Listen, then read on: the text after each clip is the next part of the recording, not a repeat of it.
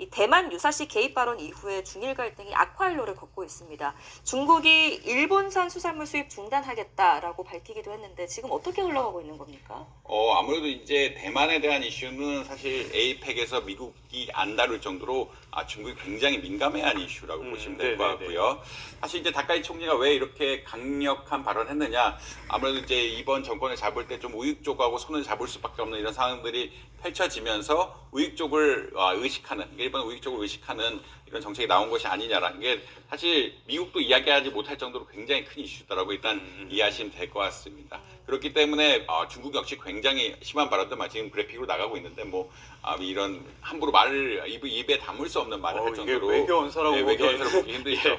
그렇기 때문에 이제 굉장히 감정이 격해지고 있다라고 보시면 될 것 같고요. 그래서 최근 중국 같은 데서 중국 여행사들이 이제 가는 사람들에 대해서, 그러니까 지금 일본에 갈 비행기 예매한 사람들에 대해서 다 돌려주겠다, 혹은 다른 항공사로 이전을 시켜주겠다고 할 정도로 굉장히 강력하게 대응을 하고 있다. 일본에 대해서 어떤 방문을 한다든지 이런 것 자체를 막고 있고요. 실제로 공무원들 역시 회의를 중단해버리는, 여러 가지 협상을 해야 되는데 가서 회의하는 것 자체를 지금 잠시 중단했다라고 할 정도로 감정이 격화되고 있다라고 보시면 될 것 같습니다.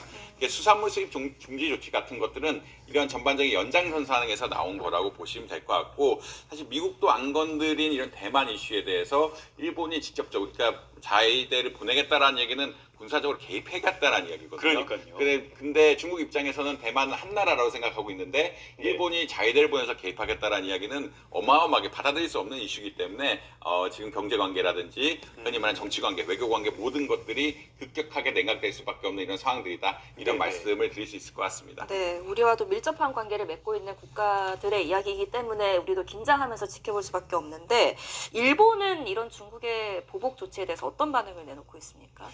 아무래도 좀 결국 이게 장기화될 수 있지 않느냐라는 우려들이 있는 것 같고요. 예전에도 사실 일본이라든지 미국, 그러니까 중국이 서로 관광객들을 안 보내고 이러한 사태들이 있었습니다. 그때는 일본의 센카쿠 사태, 그러니까 결국은 일본의 지역에 대해서 중국이 어떤 점유권 같은 것들 요구하면서 이런 발생했다라고, 사건들이 발생했다고 보시면 될 것 같고요. 결국 관광이라든지 어떤 이런 부분들에서 절대적으로 싸울 수 있는 이런 양상들이 벌어질 수 있는 것들이 아니냐라는 이야기들이 나오고 있다. 그리고 이제 미국, 결국은 중국과의 관계를 일본 역시 설정하는 것들이 중요한데, 사실 계속 어떻게 보자면 미국과의 관계도 계속하고 있었지만 중국과의 관계 역시 그렇게 나쁘지는 않은 상황이었거든요. 나쁘지는 않은 상황이었는데 이것들에 대해서 이제 어떻게 보면 트럼프 행정부 쪽, 그리고 흔히 말하는 인태 전략이라고 그러죠. 그러니까 인도, 일본, 호주, 미국이 같이 연합하는 이런 전략 선상에서 일본이 좀 바꿔가는 것이 아니냐.